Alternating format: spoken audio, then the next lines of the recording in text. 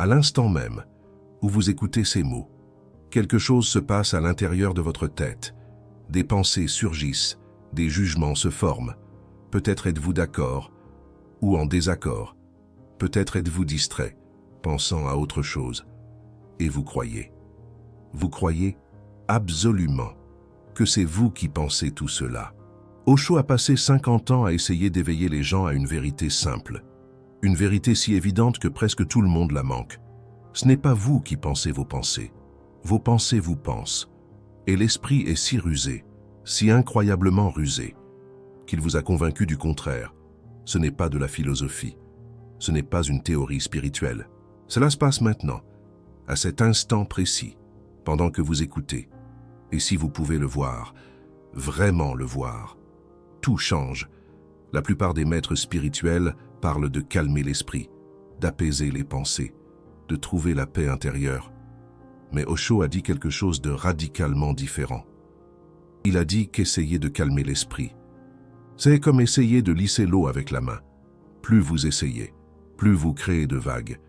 L'esprit ne peut être combattu, il ne peut être contrôlé, il ne peut qu'être compris.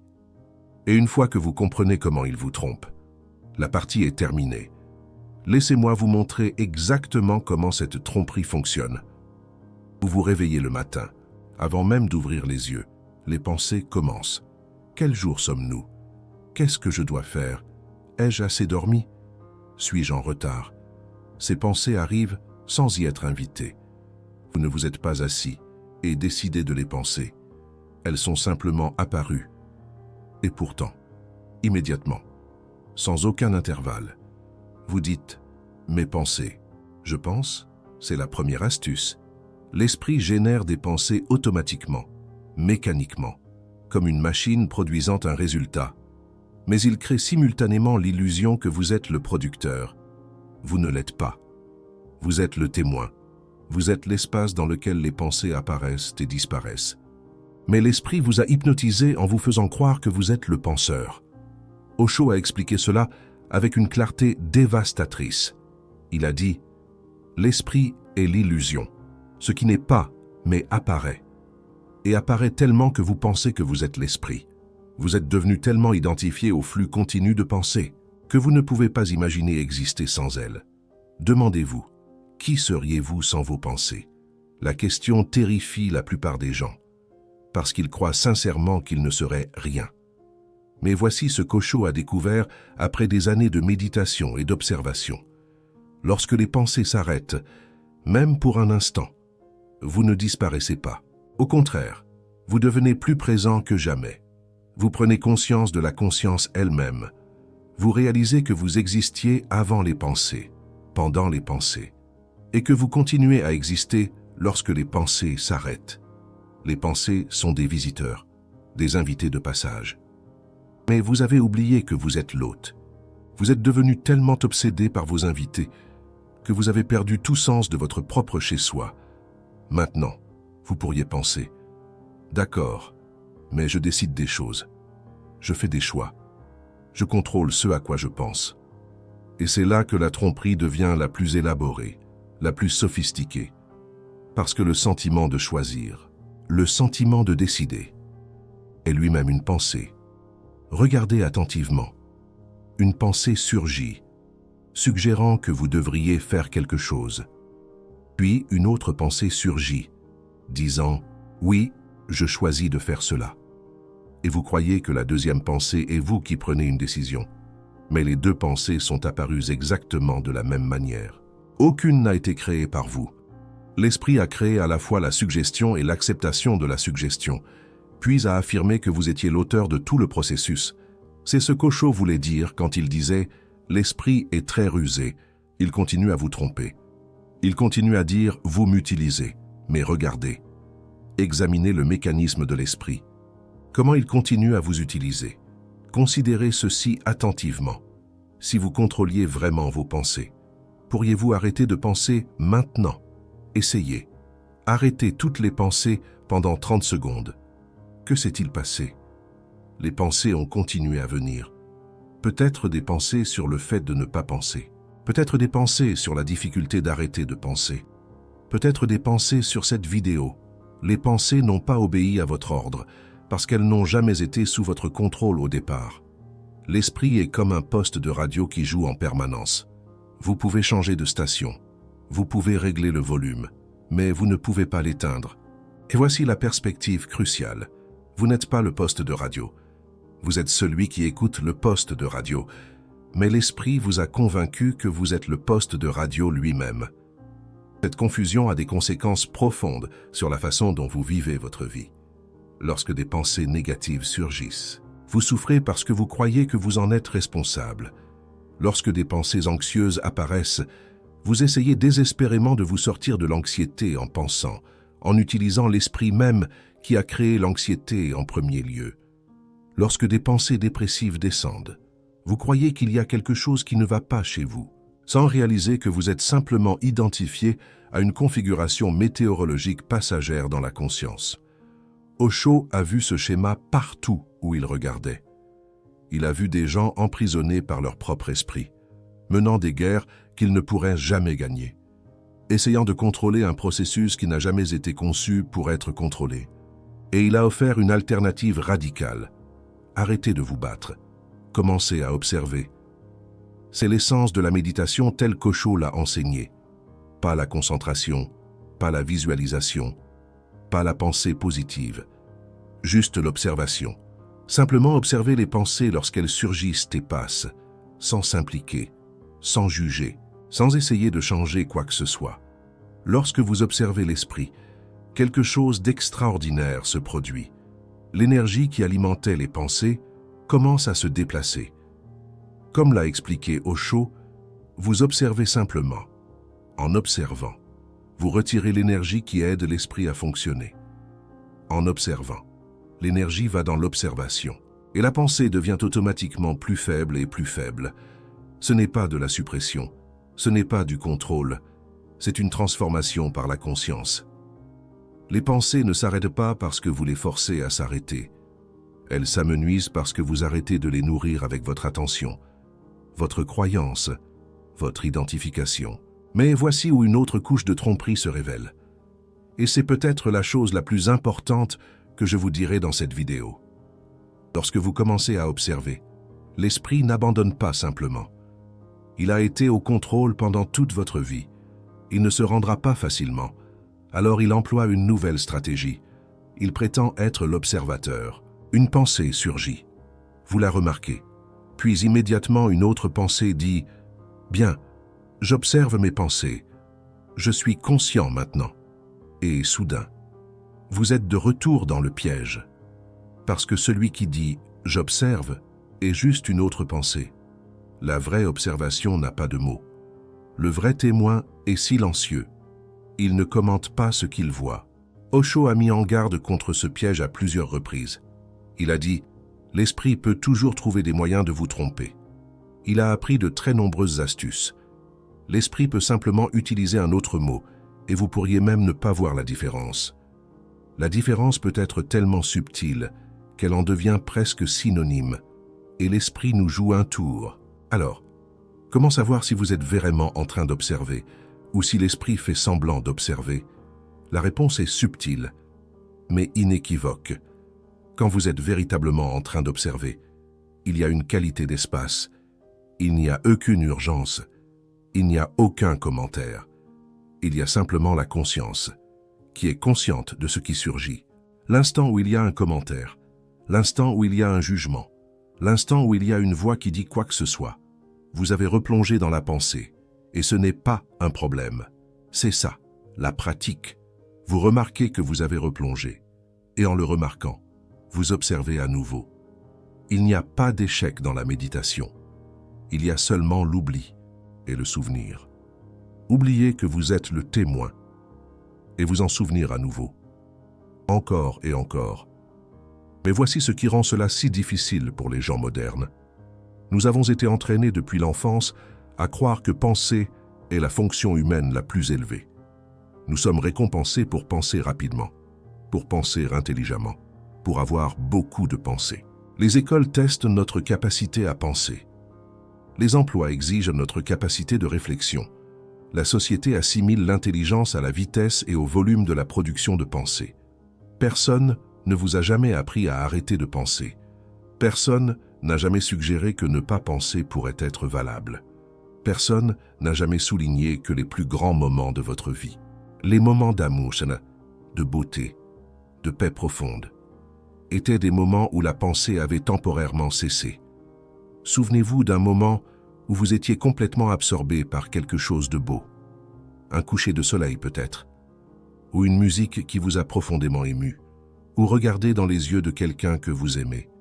Dans ces moments-là, y avait-il une voix dans votre tête décrivant ce qui se passait? Y avait-il des commentaires?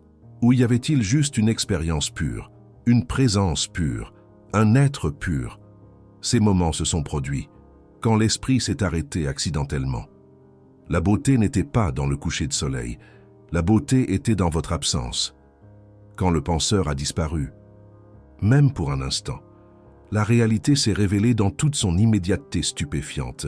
C'est vers cela qu'Osho pointait, quand il disait que la méditation vous donne de petits aperçus que vous n'êtes pas l'esprit. Et si, même pour quelques instants, l'esprit s'arrête, vous êtes toujours là. Au contraire, vous êtes plus, débordant d'être. Vous ne devenez pas moins quand les pensées s'arrêtent. Vous devenez plus. Vous devenez ce que vous êtes réellement, au-delà de toutes les constructions mentales, au-delà de toutes les histoires que l'esprit raconte sur qui vous êtes. Mais l'esprit ne veut pas que vous sachiez cela. L'esprit survit en vous maintenant identifié à lui. Si vous réalisez que vous n'êtes pas l'esprit, l'esprit perd son pouvoir. Il devient ce qu'il est réellement, un outil utile pour les questions pratiques, rien de plus. Et l'esprit, ou plus précisément, votre identification à l'esprit, ne veut pas être réduit à un outil, il veut rester le maître. Alors l'esprit a un allié, la société. Toute la structure de la civilisation moderne est construite sur des personnes étant identifiées à leur esprit. Les publicitaires font appel à vos pensées, à vos désirs, à vos peurs. Les politiciens manipulent votre pensée. L'économie dépend du fait que vous croyez qu'acquérir plus de choses satisfera le besoin mental qui ne s'arrête jamais. Osho était explicite à ce sujet. Il disait que les prêtres, les politiciens, les personnes qui sont au pouvoir, ont des intérêts particuliers à vous maintenir identifiés à l'esprit. Tout leur effort a été de vous maintenir endormi, parce qu'une personne qui se réveille, qui voit à travers l'illusion, ne peut pas être manipulée si facilement. Ce n'est pas une théorie du complot. C'est une simple observation. Une personne qui sait qu'elle n'est pas ses pensées n'a pas besoin d'une validation externe constante. Elle n'a pas besoin d'acheter des choses pour se sentir complète. Elle n'a pas besoin de croire ce qu'on lui dit par les autorités. Elle devient dangereuse, dans le meilleur sens du terme, dangereuse pour un système qui dépend de l'inconscience. Mais laissez-moi être clair sur quelque chose. L'esprit n'est pas votre ennemi. Osho n'a jamais enseigné cela. L'esprit est un bel instrument, lorsqu'il est utilisé correctement. Le problème n'est pas l'esprit. Le problème est que vous êtes devenu le serviteur de votre propre serviteur. L'outil a pris le contrôle du maître. L'esprit était censé vous servir. Mais vous êtes devenu son esclave, et l'esclavage est tellement complet, tellement total, que vous ne savez même pas que vous êtes esclave. Le prisonnier est tombé amoureux de la prison. L'esclave défend les chaînes. C'est pourquoi la méditation est si difficile au début. Vous n'apprenez pas seulement une nouvelle technique, vous désapprenez toute une vie de conditionnement. Vous remettez en question l'hypothèse la plus fondamentale que vous ayez jamais faite sur vous-même. L'hypothèse que vous êtes la voix dans votre tête. Quand vous voyez vraiment que vous n'êtes pas cette voix, tout change. L'anxiété perd son emprise. Parce que l'anxiété n'est que des pensées que vous avez crues. La dépression perd son pouvoir. Parce que la dépression dépend du fait de prendre les pensées sombres au sérieux. Même la souffrance la plus profonde devient supportable, parce que vous la voyez comme une tempête qui passe, et non comme votre identité. Osho disait que le problème n'est pas les pensées elles-mêmes. Les pensées ne sont que des schémas énergétiques qui surgissent et se dissolvent. Le problème est le fossé qui n'existe pas entre vous et les pensées. Il n'y a aucun espace. La pensée surgit. Et instantanément, vous l'êtes devenu. Si une pensée de colère surgit, vous êtes en colère. Si une pensée de tristesse surgit, vous êtes triste. Si une pensée de peur surgit, vous avez peur. La méditation crée un fossé. Elle introduit de l'espace. Dans cet espace, vous pouvez observer la pensée de colère, sans être en colère. Vous pouvez observer la pensée de peur, sans avoir peur. C'est ça, la liberté. Pas la liberté des pensées, mais la liberté au milieu des pensées. La capacité de laisser les pensées être, sans être poussées et tirées par elles. Mais voici ce que beaucoup de chercheurs comprennent mal. Ils pensent que le but est d'atteindre un état permanent sans pensée. Ils imaginent l'illumination comme un silence mental éternel, et quand ils ne peuvent pas atteindre cet objectif impossible, ils se sentent comme des échecs. Osho était très clair sur ce point. Les pensées continueront. Même les maîtres les plus éveillés ont des pensées qui surgissent et passent. La différence est l'identification. L'éveillé voit les pensées, mais n'est pas vu par elles. Ils se connaissent comme l'immensité dans laquelle les pensées apparaissent. Pas comme les pensées elles-mêmes. C'est comme le ciel et les nuages. Les nuages traversent constamment le ciel. Parfois le ciel est sombre avec des nuages d'orage. Parfois il est clair. Mais le ciel reste le ciel, indépendamment des nuages présents. Votre conscience est le ciel. Les pensées sont les nuages. Vous avez passé toute votre vie à regarder les nuages si intensément que vous avez oublié que vous êtes le ciel. Ce n'est pas une métaphore. C'est une description de votre situation réelle, en ce moment même. Alors que ces mots entrent dans vos oreilles, il y a une conscience qui entend. Cette conscience n'est pas les mots. Elle n'est pas la compréhension des mots. C'est l'espace dans lequel l'ouïe et la compréhension se produisent. Cet espace, c'est vous. Pas le contenu de l'espace, mais l'espace lui-même. Et voici la révélation finale qui change tout. L'espace n'est pas affecté par ce qui se passe en son sein, tout comme le ciel n'est pas égratigné par les oiseaux qui le traversent. La conscience n'est pas endommagée par les pensées qui la traversent. Vous pensez que vos problèmes sont réels, parce que les pensées à leur sujet semblent si solides.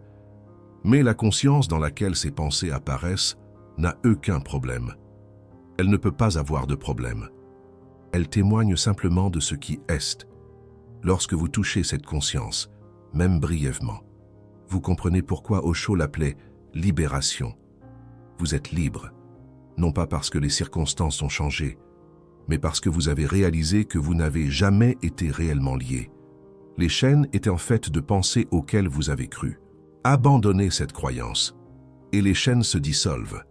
Mais rappelez-vous, même cette compréhension peut devenir un piège.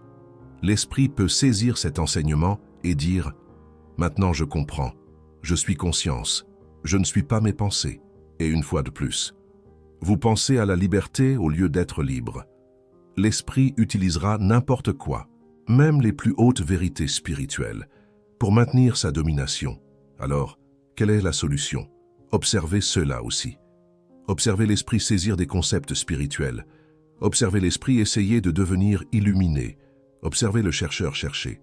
Et dans cette observation, la vérité se révèle d'elle-même, pas comme une idée que vous pensez, mais comme une réalité que vous vivez. C'est ce qu'Osho entendait par absence d'esprit. Pas l'absence d'activité mentale, mais la présence d'une conscience qui ne se perd pas dans l'activité mentale. L'esprit peut continuer à fonctionner parfaitement. En fait, il fonctionne mieux lorsque vous ne vous identifiez pas à lui. Les décisions deviennent plus claires. Les problèmes se résolvent plus facilement. La créativité s'exprime plus librement. Parce que vous n'interférez plus avec l'esprit, que vous n'ajoutez plus de bruit inutile, que vous ne vous battez plus contre vous-même. Le paradoxe le plus profond est le suivant. Lorsque vous cessez d'essayer de contrôler l'esprit, lorsque vous lâchez prise, vraiment et que vous observez simplement, l'esprit redevient votre ami. Il revient à sa fonction naturelle d'outil pour naviguer dans le monde. Il cesse de générer une anxiété et un drame infini. Car ce sont les symptômes d'une identité confuse, lorsque vous savez qui vous êtes. L'esprit se détend. Il n'a rien à prouver, rien à protéger. Mais il y a quelque chose d'encore plus important que je dois vous montrer sur la façon dont l'esprit trompe. L'esprit ne crée pas seulement des pensées, il crée tout votre sens de vous-même. la personne que vous pensez être, votre histoire, votre personnalité, vos préférences, vos peurs, vos espoirs. Tout cela est une construction mentale. L'esprit a construit une image élaborée appelée « moi », et vous avez confondu cette image avec la réalité. Osho appelait cela l'ego, et il disait que l'ego n'est qu'une idée sans substance. C'est du pur néant auquel vous donnez une réalité en y croyant. Vous n'êtes pas votre prénom, vous n'êtes pas votre nationalité, vous n'êtes pas votre profession, vous n'êtes pas vos expériences passées. Ce sont toutes des histoires que l'esprit raconte, des constructions assemblées à partir de la mémoire et de l'imagination. Quand quelqu'un vous insulte, qui est blessé, pas vous. L'image de vous que l'esprit a créée. Quand quelqu'un vous loue, qui se sent bien, pas vous. La construction mentale qui dépend de la validation externe. Toute votre souffrance psychologique, tout cela, arrive au faux moi que l'esprit a inventé. Le vrai vous, la conscience qui observe tout, ne peut pas être insulté.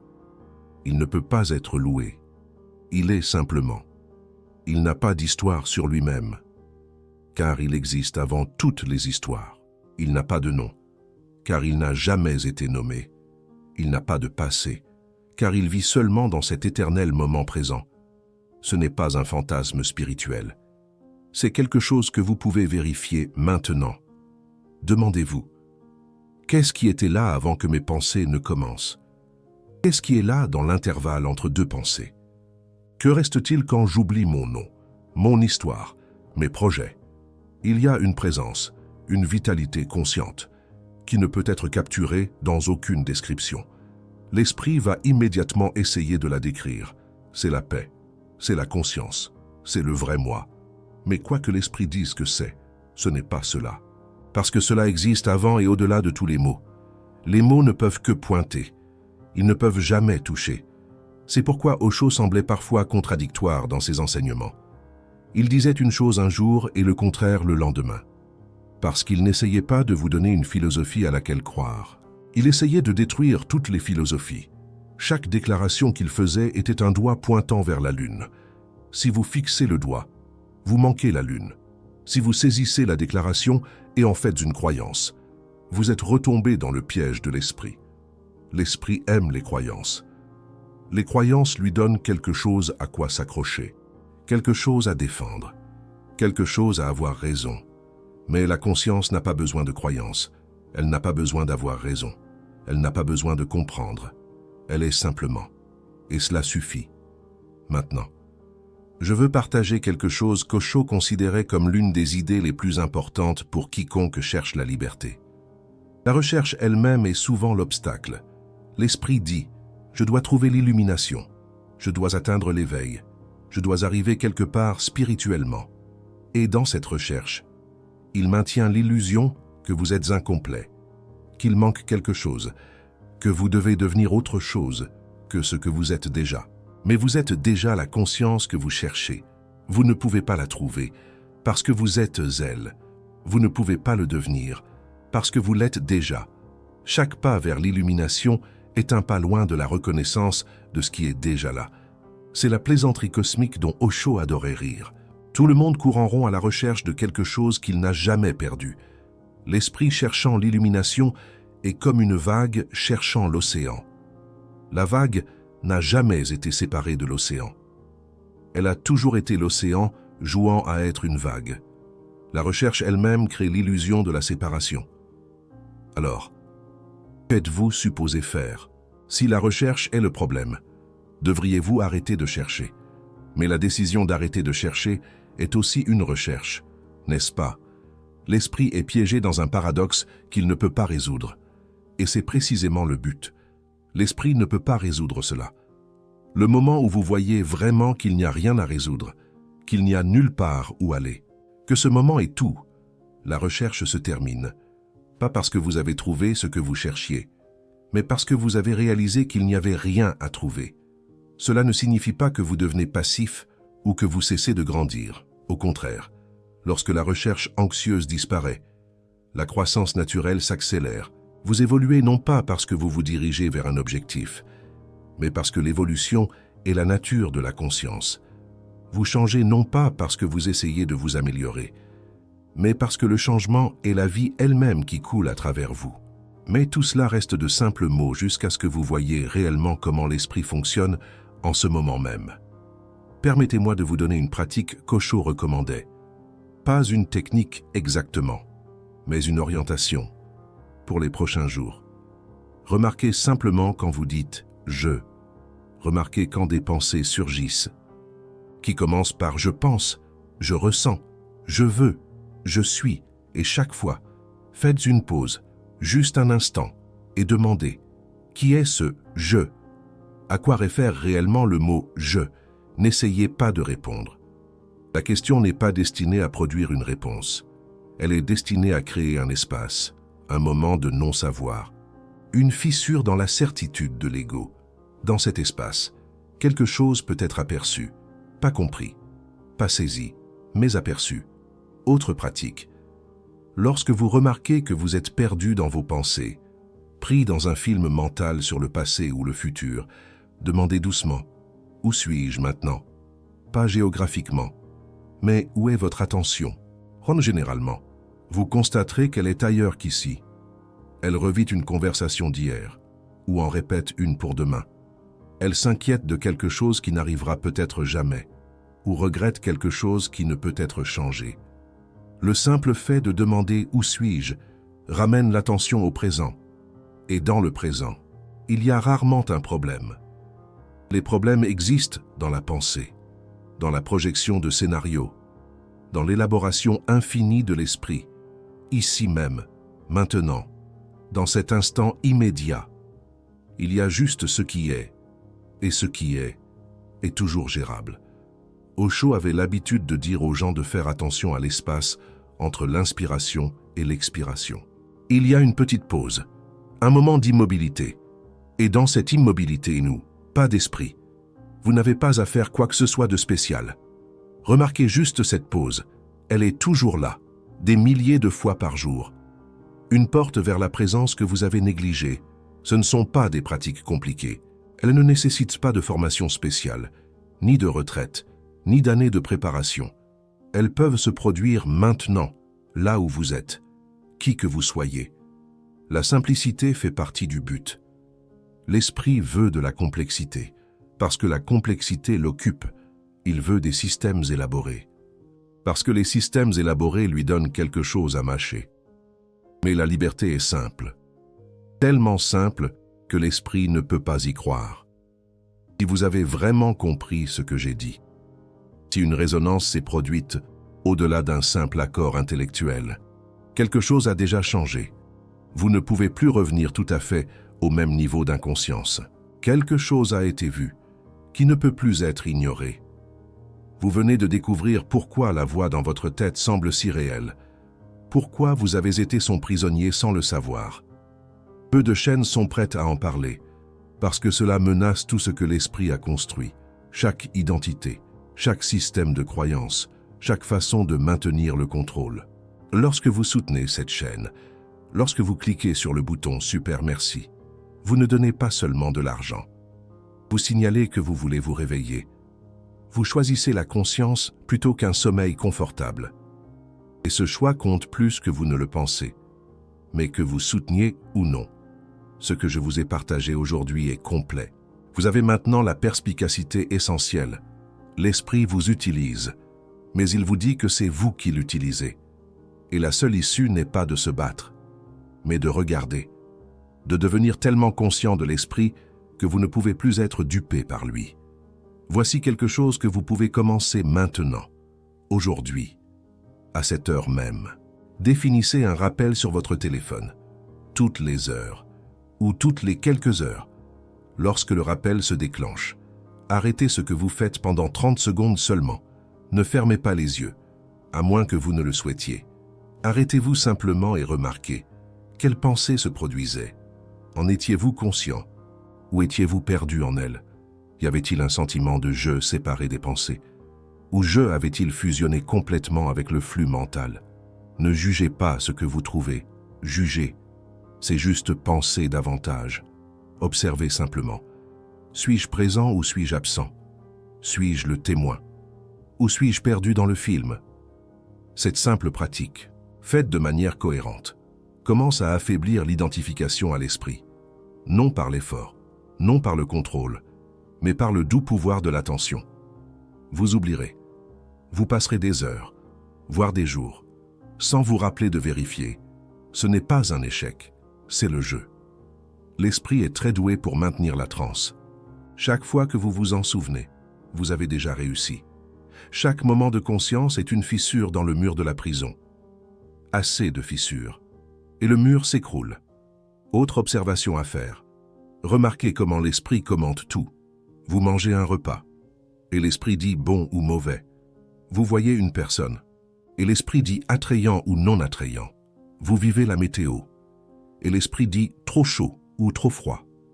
Ce commentaire constant, cette machine à juger qui ne s'arrête jamais, n'est pas nécessaire.